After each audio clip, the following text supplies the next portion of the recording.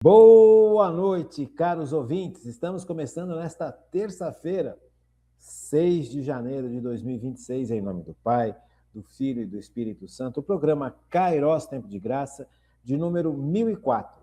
Eu sou Paulo Miziara e ficaremos juntos até as 9h30 da noite nos 1.600 kHz AM da Rádio 9 de Julho.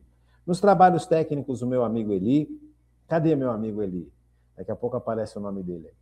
É isso. Então, eu agradeço demais à Paróquia Nossa Senhora do Brasil por manter esse nosso programa no ar e quero agradecer a você de uma forma muito, muito especial por estar conosco, por manter a sua perseverança, por rezar pelo programa, por levar o programa para outras pessoas, para apresentar o programa para outras pessoas, para que a gente possa chegar aonde eu não consigo chegar. Sem a sua ajuda, sem a sua oração, sem a sua perseverança, o programa não tem sentido, né? Então eu preciso demais do coração de vocês, da força de vocês e do trabalho de vocês, tá bom? Estamos estudando nas virtudes cardeais a virtude da fortaleza. Então vimos ontem no Catecismo da Igreja Católica, no número 1808, que a fortaleza é a virtude moral que dá segurança nas dificuldades e firmeza e constância na procura dos bens. Firmeza e constância na procura dos bens. Dispõe a pessoa a aceitar até a renúncia e o sacrifício de sua vida para defender uma causa justa. O Salmo 118, versículo 14, diz assim: minha força e meu canto é o Senhor. No mundo tereis tribulações, mas tende coragem, eu venci o mundo. Evangelho de São João, capítulo 16, versículo 33. No mundo tereis tribulações, mas tende coragem, porque eu venci o mundo. Então, a fortaleza é essa capacidade de afrontar e de resistir. Não é bonito isso? Afrontar e resistir. Porque nós somos chamados a afrontar este mundo que se levanta contra Deus. Não basta só não se deixar contar pelo mundo, pelas coisas do mundo, pelas coisas do mal. Nós somos chamados a afrontar este mundo. Isso é importante, viu, gente? Tem muitos exemplos na Bíblia e na história da Igreja desta realidade de afrontar o mundo, de afrontar as resistências que se levantam contra Deus. Veja, é tão bonito a história de Davi e Golias. Golias, você vai encontrar isso no primeiro livro de Samuel. Primeiro livro de Samuel, capítulo 17, você vai ver o afrontamento. Davi, o pequeno Davi, afrontando o gigante Golias. O gigante Golias era um guerreiro filisteu, um homem descomunal, um homem imenso, um gigante, brutal, violentíssimo. Os exércitos morriam de medo de Golias. Então, os filisteus estavam afrontando os judeus, que era o povo eleito de Deus. E eles queriam dominar a terra de Israel, o reino de Israel, e para isso o gigante Golias estava atacando o povo de Israel. Israel ficou com tanto medo do Golias que se acovardou, menos um jovem. Esse jovem era Daniel. Então Daniel, o rei Daniel, que depois se torna o rei Daniel, ele vai afrontar Golias, ele vai enfrentar Golias, e ele vai vencer Golias. Porque a força de Deus estava com Daniel. Então veja, ninguém tinha coragem de enfrentar o gigante Golias. Nem o exército de Israel tinha coragem de enfrentar, peito a peito, aquele homem imenso, aquele guerreiro quase que invencível. Inclusive, o rei de Israel, naquela época, ficou com medo também de Golias, porque os filisteus afrontavam os judeus. Vocês não têm coragem, nós vamos invadir a sua terra e vamos vencer vocês. Percebe? Junto, o gigante Golias ia à frente. Então, o povo estava morrendo de medo. Aquele homem era um absurdo. Percebe? Davi, porque viveu para o seu Deus, estava na presença de Deus, não se deixou impressionar com o tamanho do inimigo. Não se deixou impressionar pela força do inimigo.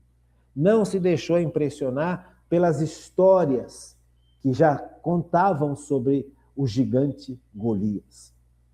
Davi, pequenininho, sem arma, sem nada, com uma pedra e com uma funda. Funda é aquela correia de couro que você prende uma pedra, gira e joga. Então, essa pedra pegou bem no meio da testa do gigante Davi, do gigante Golias, e o gigante Golias caiu morto no chão. Todos ficaram atônitos, porque aquele gigante era praticamente invencível. Mas Davi, por estar na presença de Deus, por saber protegido por Deus, por saber amparado por Deus, teve a coragem de enfrentar o gigante Davi e de afrontar os filisteus. Porque Davi, antes de atacar o gigante Golias, ele falou: olha, vocês estão falando mal do meu Deus, vocês estão tratando mal o povo de Deus, isso não é justo, e eu me levanto contra isso. Da onde vem essa força, essa fortaleza de Davi? Veja como é lindo. Então, a capacidade de afrontar os perigos, de afrontar aquilo que se levanta contra Deus, que se levanta contra o povo de Deus. Então, isso é fortaleza, gente. Essa capacidade de afrontar. A rainha Esther, outro exemplo tão lindo. A rainha Esther, ela enfrentou o risco de morte para salvar o povo dela. Então, leia depois, quando você tiver tempo, no livro de Esther, capítulo 4 e 5, capítulos 4 e 5, porque não dá tempo de uma aula explicar tudo. Então, leia o livro de Esther, capítulo 4 e 5, veja que lindo a capacidade que essa rainha, essa mulher teve de defender o povo de Israel, mesmo correndo risco de vida. Veja, essa capacidade de dizer sim para Deus, quando todos dizem não, de dizer sim para Deus com o risco da sua própria vida, com o risco da solidão, com o risco da própria morte, é a fortaleza, a virtude da fortaleza. Como é lindo isso, como é bonito. João Batista foi corajoso, gente, nesse sentido de afrontar. Ele chegou para o rei e falou para o rei Herodes o seguinte: olha, você não pode viver com a mulher do seu irmão. Herodíates era a mulher de Filipe, que era irmão de Herodes. Então, Herodes começou a viver de forma adúltera com a mulher do irmão dele. E João Batista teve a coragem de falar na frente dele e na frente de todos que estavam perto que o rei estava vivendo em adultério, correndo o risco de morrer. Tanto é que ele foi morto. Veja, isso não impediu João Batista de falar a verdade. Isso não impediu João Batista de afrontar aquele sistema que estava contra o povo de Israel. Herodes era um rei que nem judeu era. Era um rei arranjado, um rei que estava lá tomando conta de Israel porque era importante para Roma, que era o império que dominava toda aquela região, o Império Romano. Israel estava sobre o domínio do Império Pagão Romano. E os judeus, os saduceus, aqueles sacerdotes, estavam mancomunados com Roma, não com Israel. Não ensinavam mais a verdade para Israel, os sacerdotes judeus. Então, eles sustentavam Herodes no poder, porque era interessante para os sacerdotes judeus daquela época terem Herodes no poder, que nem judeu era. Veja, e só poderia ser rei de Israel quem fosse descendente de Davi. E os sacerdotes e os fariseus sabiam disso. Sabiam que Herodes não era o homem para ser rei, mas como interessava para eles, como interessava para Roma, eles mantiveram essa situação terrível. Só que João Batista foi e denunciou tudo. Olha como a coragem de denunciar as injustiças brutais. injustiças reais, sabe? Injustiças que realmente eram palpáveis. Ninguém gosta de ouvir. Os poderosos não gostam de ouvir as maldades que eles fazem.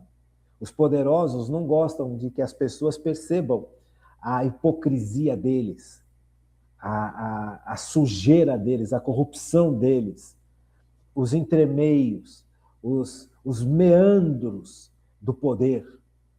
E João Batista teve a coragem de apresentar os erros. Tanto é que ele foi morto, né? Tanto é que cortaram a cabeça de João Batista. Veja, a virtude da fortaleza no sentido de você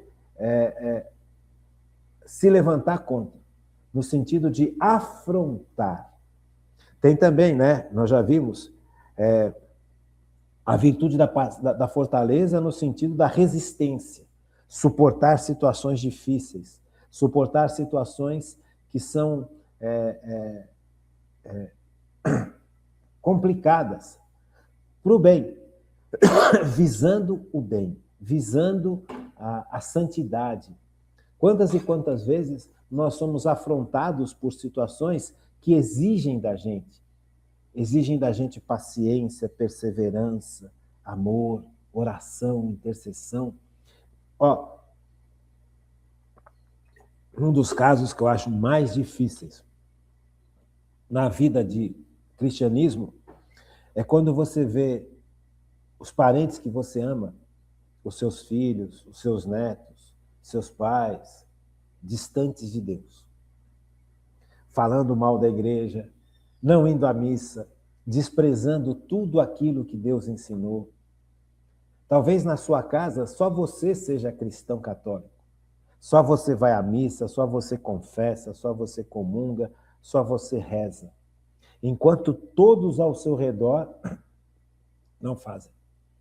É muito difícil, veja, você vê um pai e uma mãe que odeiam a igreja e você é católico. Como é que você consegue perseverar no catolicismo quando os seus pais não são católicos?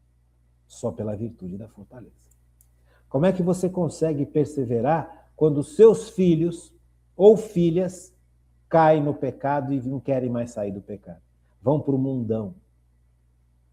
Essa oração de intercessão pelos filhos, ou a intercessão que os filhos fazem pelos pais, ela só continua acontecendo pela virtude da fortaleza. Gente, isso é muito difícil. Muito difícil. Uma vez eu estava conversando com quando ainda a gente fazia os querigmas. Tinha uma vizinha do meu consultório, quando o meu consultório era ainda na Vila Alpina. Eu já tive um consultório na Vila Alpina. E tinha uma vizinha do consultório que uma filha foi fazer o encontro.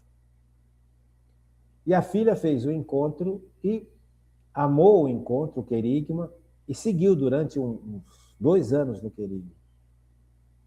Mas lá pelas tantas, depois disso, ela abandonou tudo porque ninguém da família dela apoiava ela. Porque os pais já estavam separados, cada um no seu canto, os irmãos e as irmãs, cada um no seu canto, não estava nem aí para a igreja.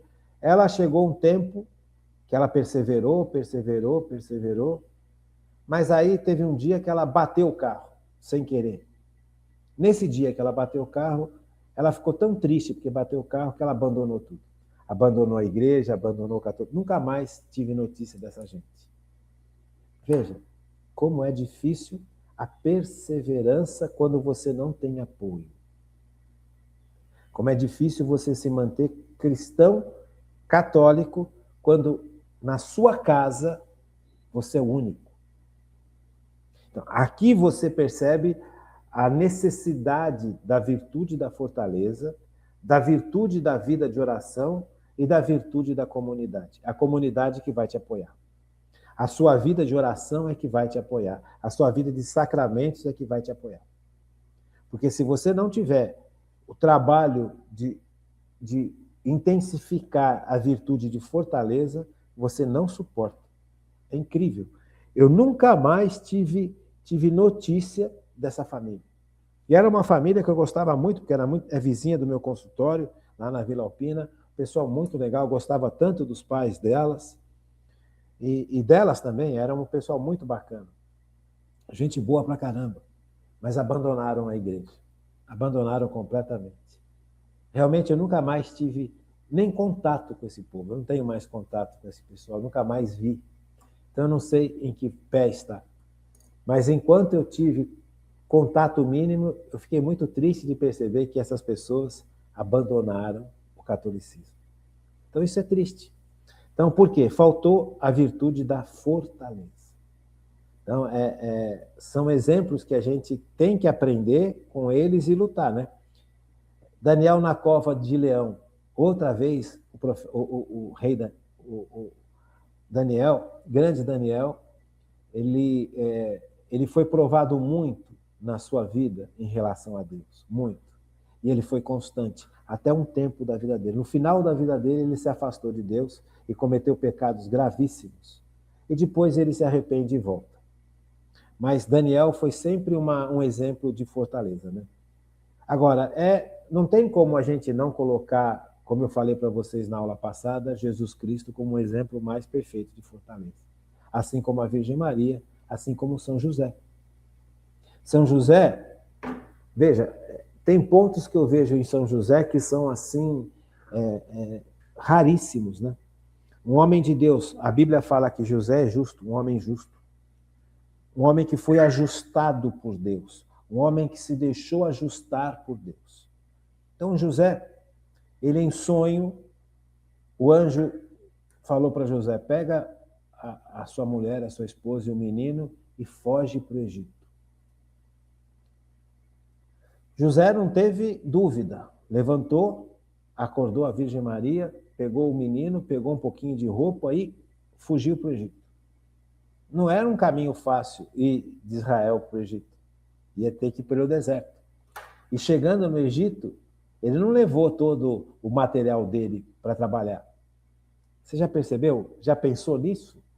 José, no caminho do Egito, fugindo do rei Herodes, porque Herodes queria matar Jesus, e ele mandou matar todas as crianças com 2 anos para baixo. Sabe, veja, o ódio contra a vida. Herodes, sabendo que o Messias tinha nascido, o rei de Israel verdadeiro tinha nascido, e ele sabia que ele era o falso rei, ele mandou matar todas as crianças, meninos e meninas, abaixo de 2 anos. Porque os reis magos foram visitar Jesus quando Jesus nasceu. E Herodes ficou sabendo. E Herodes, movido de ódio, mandou matar. Só que o anjo envia essa mensagem para José, e José salva o menino Jesus fugindo para o Egito. Como é que José conseguiu viver no Egito? Ele não levou serrote, não levou nada, ele não teve tempo de levar as coisas dele, porque ele teria que cuidar do menino e da mãe no caminho até o Egito. E chegando no Egito, ele teve que trabalhar para sustentar a família dele. Da onde José tirou forças? Percebe?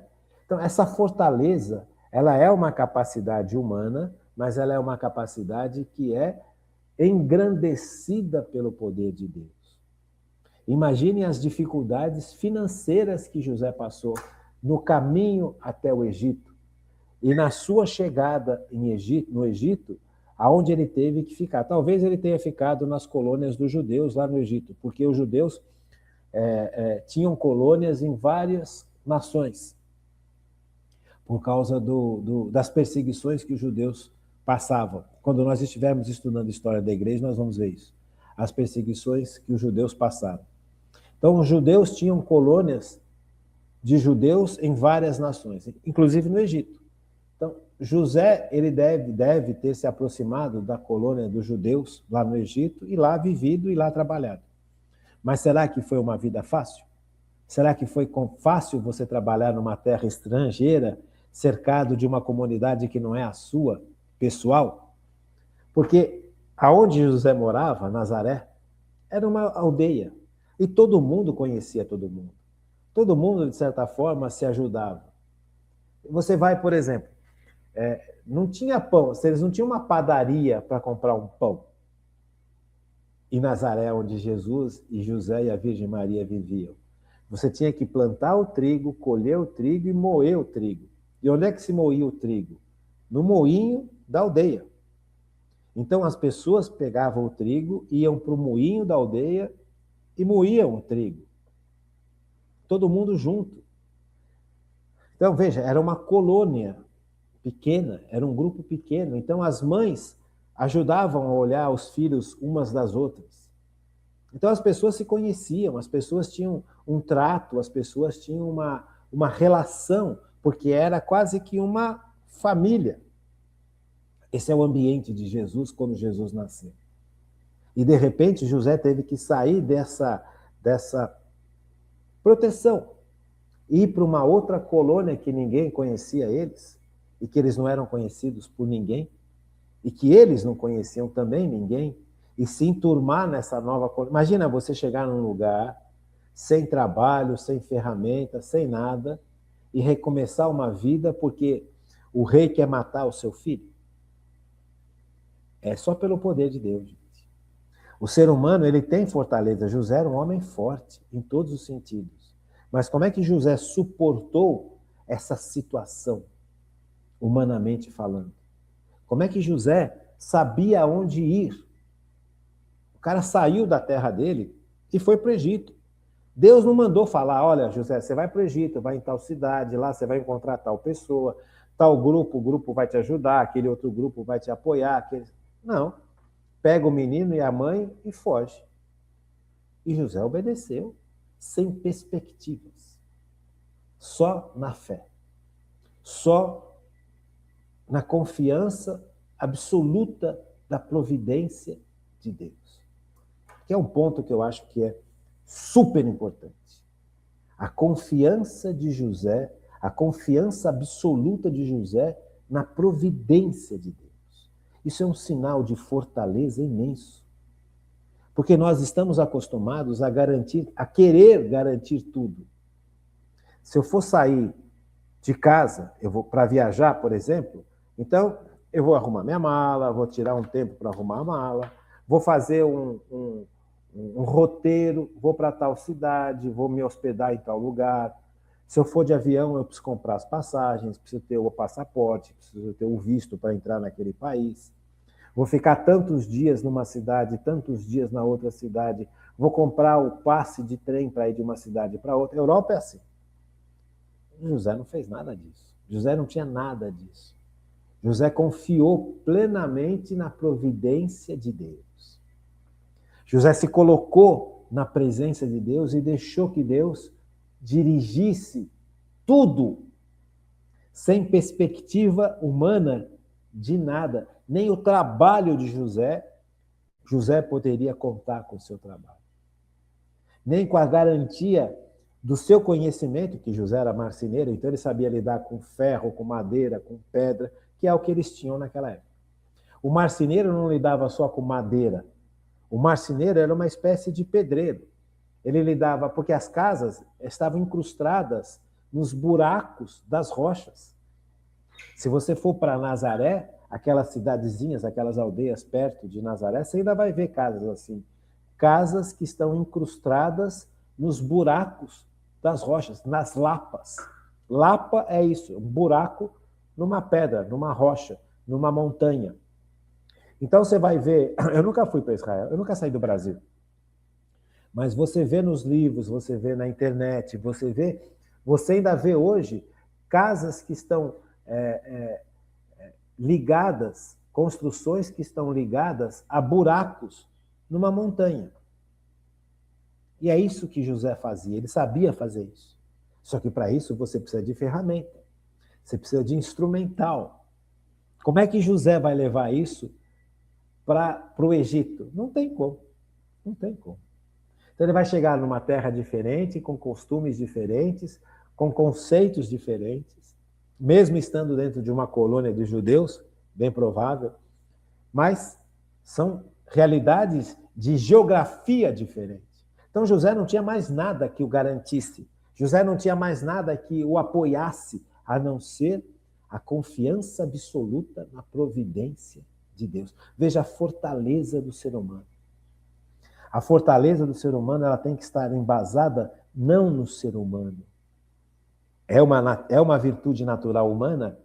Só que tem limites. Essa virtude humana ela tem que estar embasada no poder de Deus, na providência de Deus.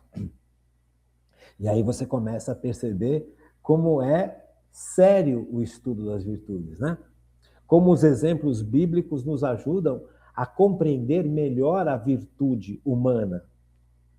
Porque você falar de fortaleza sem os exemplos bíblicos fica muito pobre e fica muito reduzido ao ser humano. E cai naquele perigo que nós vimos na aula passada, do orgulho, de achar que eu sou capaz de tudo, que eu posso tudo. Não, eu só posso porque Deus assim me sustenta. Eu só posso porque Deus me garante. Eu só posso porque o amor de Deus é providente. Você percebe? Na realidade, é Deus agindo através da gente. É o poder de Deus agindo através da gente. Então eu preciso dar espaço para esse poder acontecer. Para esse poder se tornar real na minha vida. Eu preciso mergulhar nesse Deus. Eu posso tudo em Deus. Tudo posso naquele que me conforta, naquele que me fortalece. Diz a palavra de Deus. Tudo posso, em Deus tudo posso. Cristo fala, sem mim nada podeis fazer. Literal, gente. A minha fortaleza natural humana tem que estar baseada no poder de Deus. E aqui é o grande engano que o orgulho do demônio trouxe para a humanidade. Porque o demônio convenceu a humanidade que a humanidade pode alguma coisa sem Deus. Esse é o primeiro pecado, o pecado original. A raiz do pecado original é justamente essa. Vocês serão deuses. E é mentira. Eu posso porque Deus assim sustenta. Eu posso em Deus. Eu tenho a fortaleza em Deus. Então, José, ele é um exemplo claríssimo disso. José tem que pegar o seu filho Jesus, que é Deus que se faz homem. Ele é responsável, junto com a Virgem Maria, pela educação e pela proteção de Jesus. Então, imagina, Herodes representa o poder, representa a força do mal. O exército de Herodes, o exército de Roma, o exército dos saduceus, tudo contra Jesus. Imagina o seu filho sendo perseguido pela maior força humana daquela época. José foi chamado para proteger Jesus disso. Compreende? Compreende a força, a fortaleza, quando nós nos colocamos diante do fato em si. Aí você compreende a ação da fortaleza. Ser humano nenhum tem forças para isso. José foi preparado para enfrentar isso. Por isso que a Bíblia fala, José era um homem justo, um homem que foi ajustado pelo poder do Espírito Santo e se deixou ajustar, porque José teria que enfrentar, para defender o menino Jesus, de coisas terríveis, de poderes imensos, mas nada se compara com o poder de Deus. Então José foi preparado desde a mais tenra infância a ser e a ter este papel. Você percebe? Então, quando ele está diante de uma situação dessa, que é tudo contra, absolutamente tudo contra. Eu não sei se você já imaginou uma situação assim. Quando eu falo, nós passamos por dificuldades, verdade. A nossa geração hoje passa por grandes dificuldades. A sociedade atual hoje está de costas para Deus e vai colher as consequências disso, já está colhendo as consequências disso. Mas o que José teve que enfrentar, não tem comparação, gente. É uma coisa assim inacreditável. Imagina, para você ter as proporções de hoje, que o Putin da Rússia está contra o seu filho e quer matar o seu filho. E você é chamado a proteger o seu filho de todo o poder da Rússia. Imagine que a China quer matar o seu filho. E você é chamado para proteger o seu filho de todo o poder da China. Guardadas as devidas proporções. Você percebe? Então, é isso que José teve que enfrentar. Então, ele acorda, pega a sua esposa, pega o seu filho e foge para o Egito. Contra tudo isso. Por quê? Porque ele está debaixo da proteção do Senhor, o Deus dos deuses, o Rei dos reis, o Senhor dos senhores. Só Deus é Deus, o resto não é Deus. Veja, então, esta realidade de perseverança contra tudo é a fortaleza. E essa fortaleza, ela só existe porque Deus vem alimentar e porque Deus preparou José para isso. E José se deixou preparar a vida inteira. José não sabia que teria que enfrentar essas coisas. Quando ele era mais novo, quando ele estava lá trabalhando na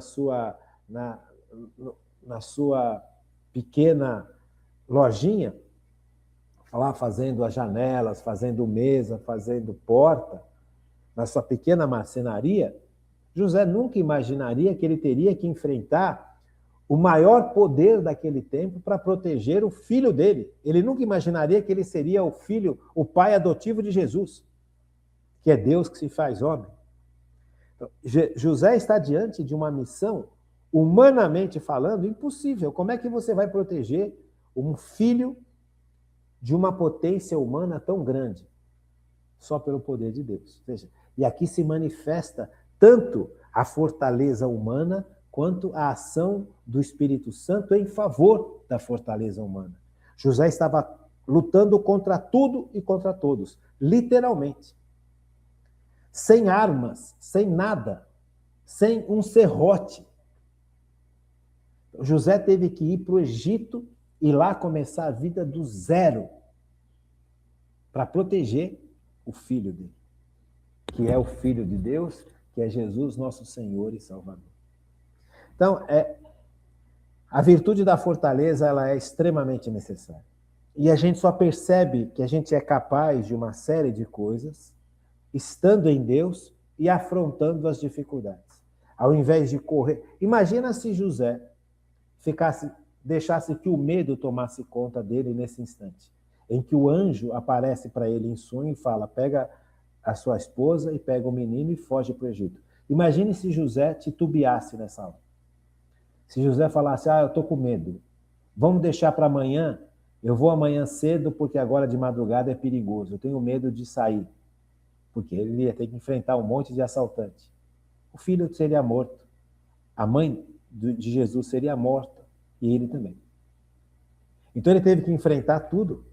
Teve que enfrentar o medo do desconhecido, o medo da força brutal de um sistema injusto, de um império injusto, de governantes corruptos e injustos, os governantes de Israel, de sacerdotes injustos. Veja, os sacerdotes, os saduceus, destruíram a religião de Israel naquele tempo. Eles transformaram a religião judaica num legalismo brutal. Então eram homens religiosos corruptos. A elite que tomava conta de Israel, a elite judaica que tomava conta de Israel, junto com os sacerdotes, os fariseus, toda a elite, estava completamente corrompida. José teve que enfrentar tudo isso para salvar o Filho de Deus. Da onde vem força, gente? Por isso que eu falo, vamos nos colocar... Quando a gente lê a Bíblia, nós precisamos ler a Bíblia nos colocando no lugar. Se coloque no lugar de José. Se coloque no lugar da cena que você está vendo. Então, eu gosto de ver aquela cena na Bíblia em que Jesus estava cansado, e ele dorme na barca. E a barca está no mar, né? E aí o mar se torna revolto, e cai uma tempestade, um vendaval, e aquele barquinho no meio daquele mar ia afundar. E Jesus dormindo lá atrás. Aí os discípulos que estavam juntos com Jesus, desesperados, acordaram Jesus. Jesus, você não vai fazer nada, nós vamos morrer aqui.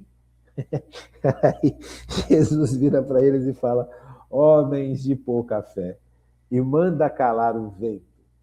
E o poder de Jesus cala o vento e cala a tempestade, e as ondas amansam. Veja, homens de pouca fé. Quantas vezes nós percebemos que o nosso medo suplanta a nossa fé? Não é? Veja quanto a fortaleza faz falta na vida da gente. Quantas e quantas vezes nós deixamos que o nosso medo seja o Senhor da nossa existência, não a vontade de Deus. Percebe a tragédia que é isso? Eu fico pensando nisso.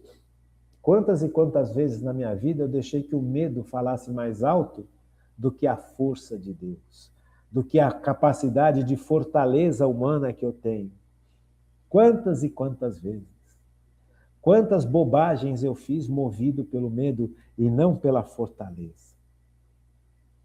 Percebe? Como, graças a Deus, nós temos os sacramentos na Igreja Católica. Se nós não tivéssemos o sacramento da confissão, nós estávamos perdidos, gente. Porque a gente cai.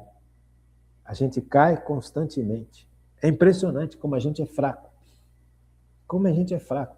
Eu vejo na minha vida quantas decisões eu tomei errada, eu escolhi caminhos errados, não movido pela fé, não movido pela providência de Deus, não movido pela fortaleza. Eu duvidei da minha capacidade de enfrentar uma série de coisas.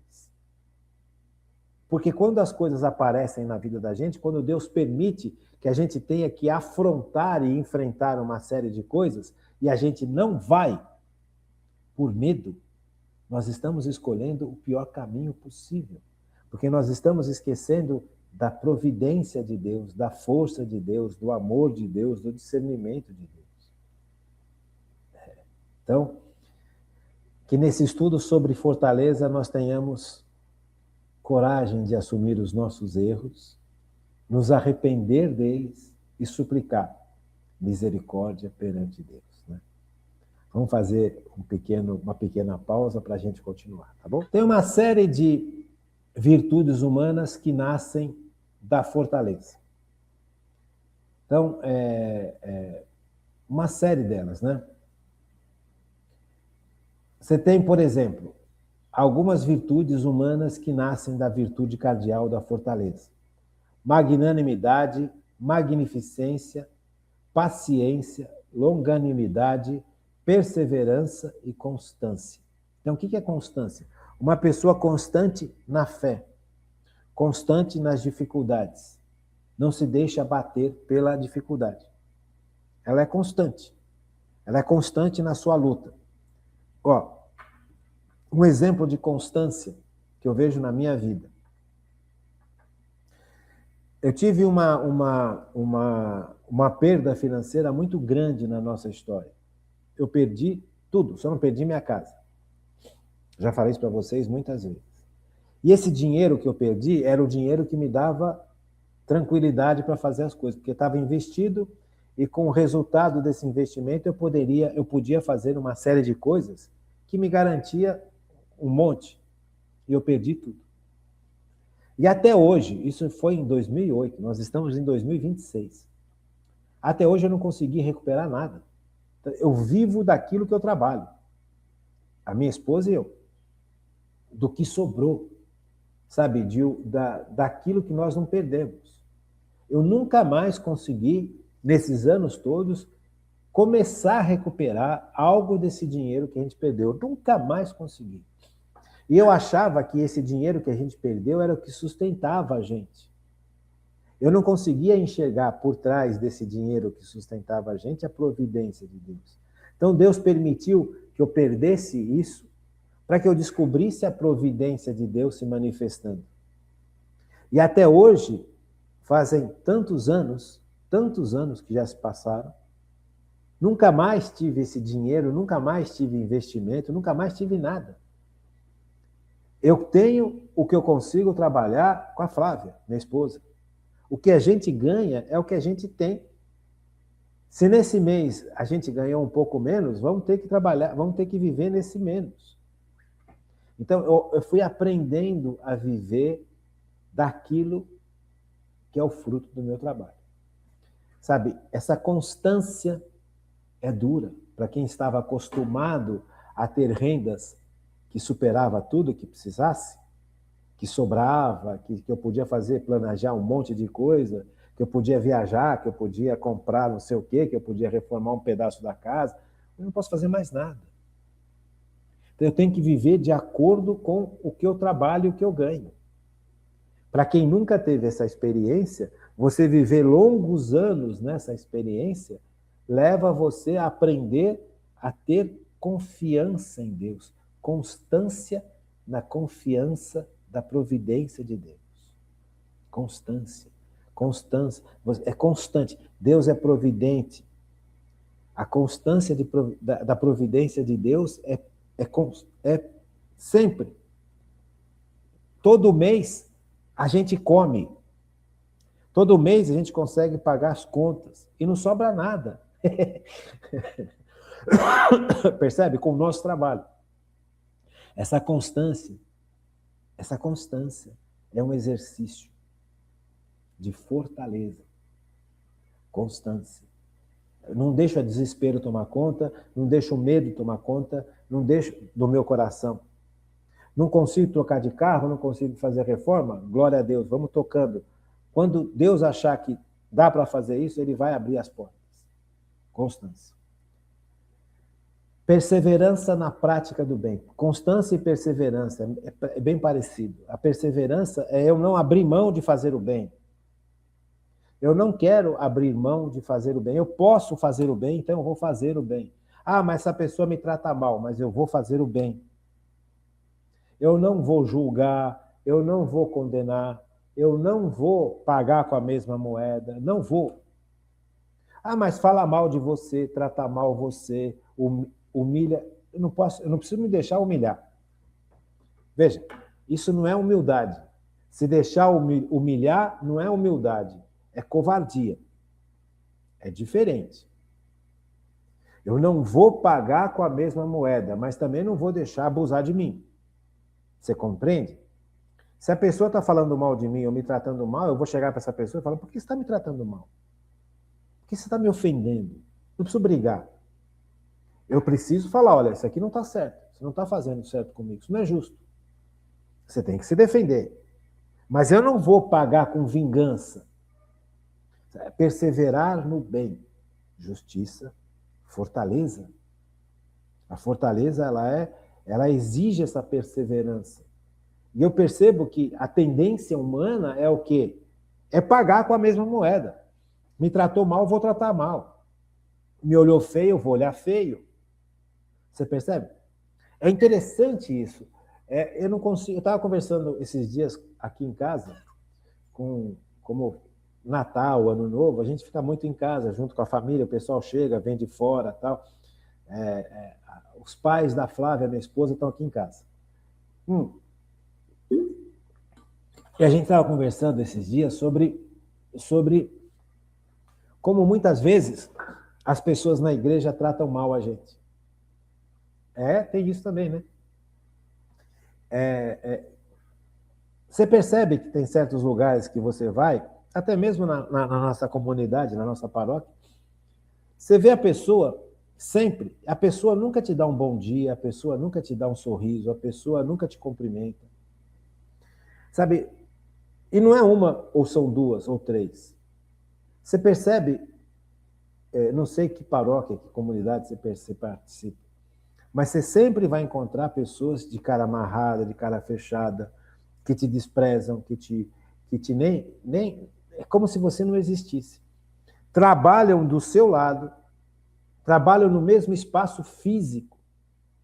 Quando a gente vai dar aula para catequese de domingo, para os pais dos alunos, a Flávia, minha esposa, fica com os alunos na parte de cima da casa da igreja. A igreja tem uma casa só para dar aula, só para dar formação. Então, a Flávia fica com os alunos na sala em cima e eu fico com os pais. E nesse mesmo ambiente da casa tem uma cozinha, tem outras salas e tem outras formações acontecendo. Então, Tem outros trabalhos, tem um monte de gente que trabalha na cozinha para fazer comida para levar para os pobres. A igreja ela é muito ativa. Mas tem certas pessoas que fazem parte dessas equipes todas que não olham na cara da gente. Não cumprimentam, não dão bom dia. Você chega de domingo para dar aula, bom dia, bom dia, bom... a pessoa olha para você, balança a cabeça como se não existisse. Qual que é a tendência? A tendência é a gente falar, quer saber, domingo que vem eu não vou cumprimentar, não vou nem olhar na cara. Não. Perseverar no bem. Se essa pessoa não quer, se essa pessoa está fechada em si mesmo, fechada nos seus problemas, fechada no seu orgulho, nos seus medos, não cabe a mim, não sou eu que vou salvar essa pessoa, é Cristo quem vai salvar. Então, eu não preciso pagar com a mesma moeda. Eu não preciso, porque eu não sei o que se passa com essa pessoa. Eu não sei o que se passa no coração dessa pessoa, eu não sei qual que é a tristeza que está no coração dessa pessoa, qual que é a raiva, qual que é o ódio, eu não sei. Só Deus sabe. Então, perseverar no bem. No domingo seguinte, tudo bem, bom dia, boa tarde, como é que você vai, tudo bem? Tudo bem, fiz minha parte. Veja, perseverar no bem. Perseverante é fortaleza. Sabe, não cabe a mim julgar essa pessoa, sendo que a facilidade que a gente tem de julgar é imensa. Sabe? Porque essa pessoa está sendo desagradável, está sendo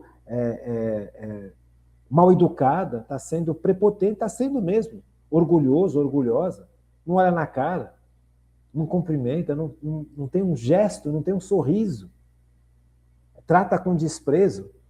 Por quê? Porque se acham mais rico, ou mais forte, ou mais belo, ou mais... sei lá o que se passa na cabeça. Só que eu não vou pagar com a mesma moeda. Sabe? A tendência é pagar com a mesma. Então, perseverar no bem é fortaleza. É exemplo de fortaleza. A perseverança é um exemplo de fortaleza. É uma filha da fortaleza. Veja como é importante a gente estudar, né? Paciência. Olha, tudo ligado. A paciência. Paciência com as nossas debilidades. Será que eu tenho consciência da minha fraqueza? E quando eu caio em pecado, eu peço perdão a Deus arrependido ou eu me desespero? Olha como a paciência é importante. A virtude da paciência. Paciência nas dificuldades, paciência na pobreza. Hoje a gente vive uma pobreza. Não é uma miséria, mas é pobreza. Meu carro é de 2006. Nós estamos no ano de 2026. Eu nunca mais consegui pensar em trocar de carro. Então eu tenho que toda hora levar o carro para consertar, e é R$1.000 aqui, 1.200 ali. Quando você vê, quanto é que custa? Paciência na adversidade. Eu gostaria de trocar meu carro. Eu gostaria de fazer uma reforma na casa e não consigo. Você compreende? Por quê? Porque tudo aquilo que a gente ganha tem que ser para os filhos. Não é para a gente. Paciência nas dificuldades. Gente, isso é de uma fortaleza imensa. Para você ser paciente com as suas fragilidades, paciente com a fragilidade dos outros, paciente com a pobreza, com a dificuldade, exige de nós uma fortaleza humana imensa, uma maturidade. Porque, já que o dinheiro é contadinho, a gente tem que gastar o dinheiro naquilo que é necessário. Eu não posso me dar o luxo de gastar o dinheiro com o supérfluo, porque eu não tenho. E eu não vou adquirir uma dívida para ter o supérfluo. Isso não é inteligente. Tem uma multidão de pessoas no mundo que estão devendo até a alma, porque não sabem se conter. Então, a pessoa quer viajar porque vê todo mundo viajando e não tem dinheiro. O que aquela pessoa faz? Vai lá e faz uma dívida. E essa dívida vai ser cobrada. Não tem como. Então, você vai ter que trabalhar mais para pagar aquela viagem que você não tinha como pagar e fez em 10 vezes. Só que muitas vezes, esses 10 vezes, têm juros embutidos. E você vai pagar muito mais do que você poderia pagar. Quando você luta contra os juros, quando os juros estão contra você, te come a perna. Então, uma multidão hoje no mundo está em dívida. E a pessoa que está em dívida é uma pessoa que está diante de uma grande dificuldade. Grande, imensa dificuldade. Por quê? Porque não soube dizer não ao supérfluo. Não tem maturidade. Porque nós fomos acostumados a ter as coisas a partir de dívidas. Esse não é o melhor caminho. Só que todo mundo aprende isso na escola, nas universidades, sabe? Hoje, para ter as coisas, é preciso ter dívidas. Essa mentalidade, ela é terrível. E a gente não percebe, porque todo mundo vive assim. Ninguém levanta e fala, mas isso não está certo. O professor da faculdade, daquela grande universidade, está te ensinando isso. Olha, você só vai conseguir crescer se você tiver dívida. Gente, pelo amor de Deus. Dívida é terrível. Se você tem dívida e os juros estão contra você, se você deve 10 hoje, daqui 2, 3 anos, está devendo 15, conforme for os juros. Então, veja, paciência na adversidade. Tenha paciência na sua pobreza. Tenha paciência na sua pequenez.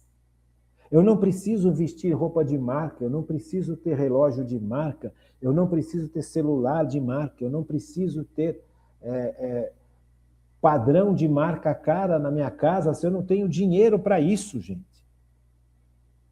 A vizinha trocou toda a sala. A sala da vizinha hoje é uma sala lindíssima. A que custo?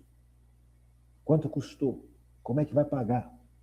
Ah, eu também quero. Como é que você vai pagar? Você vai fazer mais dívida.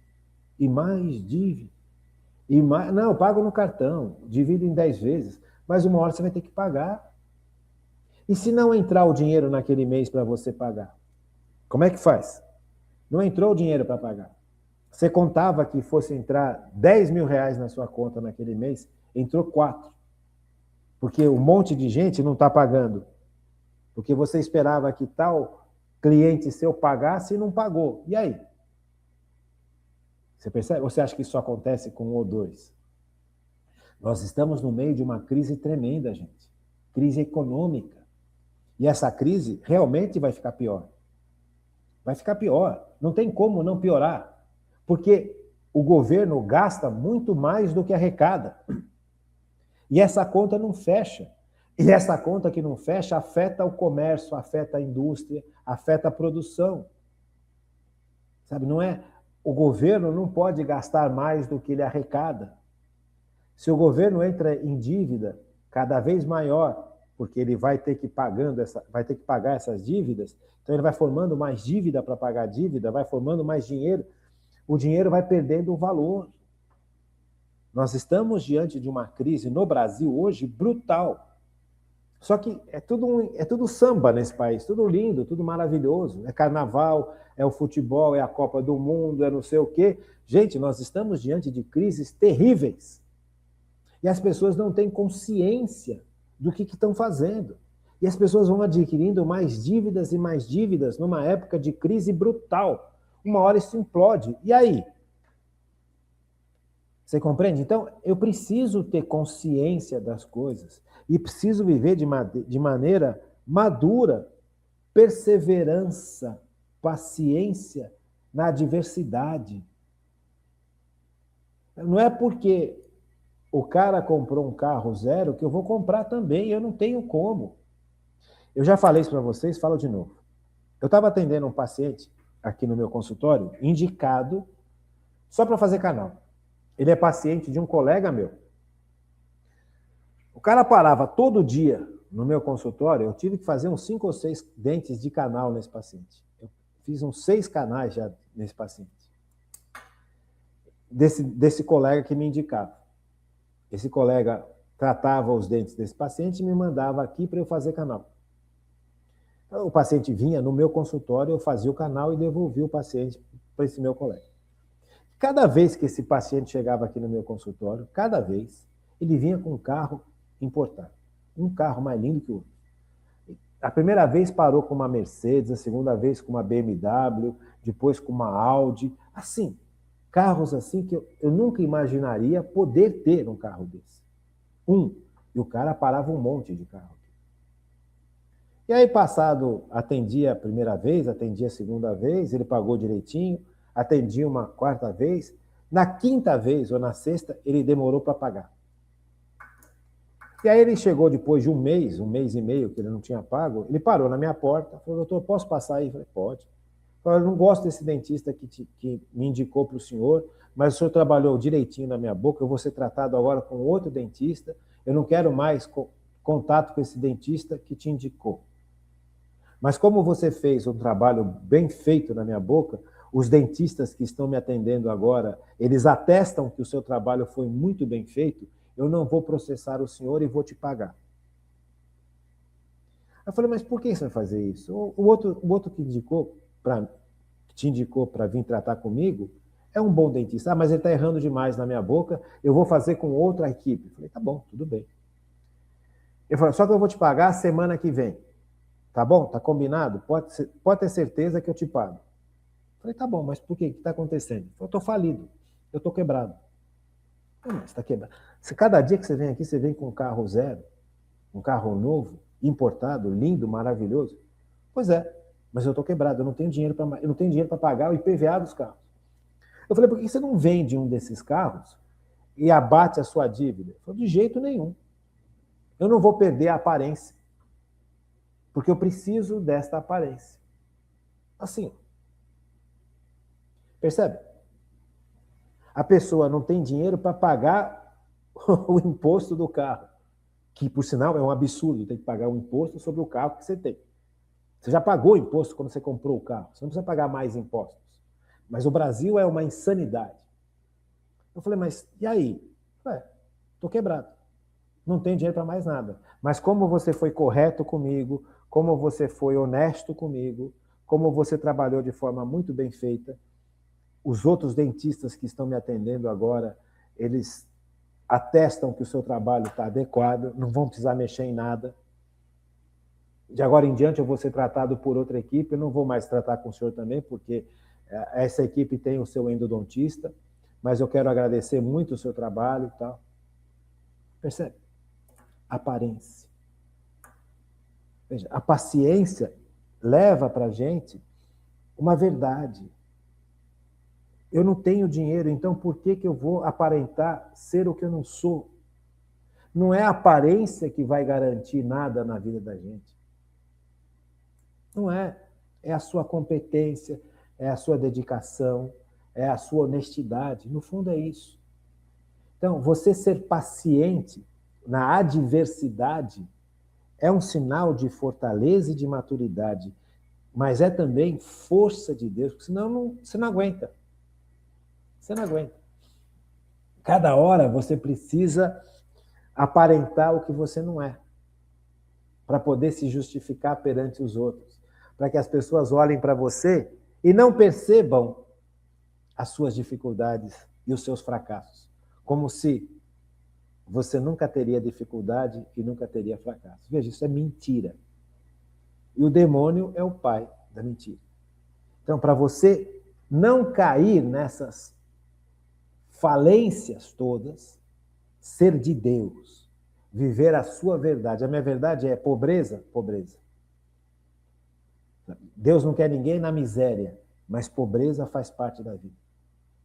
Veja, meu carro é de 2006, mas eu não tenho dívida. Eu deito a minha cabecinha no travesseiro, durmo a noite inteira. Não acordo de madrugada angustiado, agitado, ansioso. Não acordo com medo. Vou vivendo a cada dia. A cada dia basta a sua dificuldade. Então, isso faz parte da virtude da fortaleza, sabe? Magnanimidade. É a tendência da nossa alma de realizar coisas grandes e honrosas. Uma pessoa magnânima. Ninguém precisa saber. Sabe? Você vai lá e ajuda na igreja sem que ninguém saiba. Você vai lá e ajuda naquela obra da igreja sem que ninguém saiba. Você está tirando do seu. Você não está tirando do que sobrou, você está tirando do seu. Aquele dinheiro que eu ia usar para comprar um tênis novo para mim. Mas eu percebo que aquela comunidade que a igreja está assistindo com o trabalho que ela faz, é uma comunidade que está sofrendo demais, que está passando por um monte de dificuldade, que está passando fome. Muita gente lá está passando fome, porque não tem mais emprego, porque foi mandado embora. Por que eu vou ter um tênis novo? Eu pego o meu tênis velho, lavo, deixo ele bem limpinho, passo sabão de coco para ele ficar bem branquinho, e tenho tênis para mais 6 meses. Só que esse dinheiro que eu ia comprar um tênis novo, eu vou ajudar aquela comunidade sem que ninguém saiba, ninguém precisa saber. Sabe, eu vou lá, ponho no envelope, levo para a igreja, entrego na mão do padre. Ninguém sabe. Veja, algo magnânimo. Eu tirei do meu para ajudar, sem que ninguém ficasse sabendo. Veja, eu acho tão lindo na Bíblia aquela história daquela mulher que deu 2 moedas no templo. Jesus estava no templo, aí ele via que as pessoas chegavam e colocavam dinheiro lá para o templo. Aí chegava o rico e jogava um monte de moeda. Aí chegou uma senhora pobrezinha, uma viúva, ou seja, não tinha mais nada, não tinha quem segurasse ela, quem ajudasse ela, quem protegesse ela, não tinha mais nada. A viúva, no tempo de Jesus, estava condenada à morte ou à prostituição. Pois essa viúva chegou, ela tinha 2 moedas. Tudo que ela tinha, ela deu para Deus. 2 moedas. Tim, tim, fez o barulhinho lá, perto dos barulhos de um monte de moedas que caíam. Jesus atentou aquelas 2 moedinhas, o barulhinho, pim, pim. Porque essa mulher deu tudo para Deus. Essa mulher foi magnânima. Ela confiou plenamente em Deus. Enquanto os outros davam do que sobrava, ela deu tudo. Isso é ser forte, magnânimo, que nem São José, que se entregou totalmente a Deus, que confiou totalmente na providência de Deus. Essa mulher, aquelas 2 moedas, era a única coisa que mantinha essa mulher viva. E ela entregou tudo para Deus. Ou seja, ela se colocou nas mãos de Deus. Ela se colocou nas mãos da providência de Deus. E Jesus viu. E Jesus se agradou. Fortaleza. Magnanimidade. E quantas outras virtudes vêm da virtude da fortaleza. É isso, gente. É muito bonito a gente estudar, é muito bonito a gente aprender, e mais bonito ainda, pôr em prática. Que Deus nos ajude a sermos homens e mulheres cheios da fortaleza, com muita humildade. Fiquem com Deus, uma boa noite e até amanhã, se Deus quiser.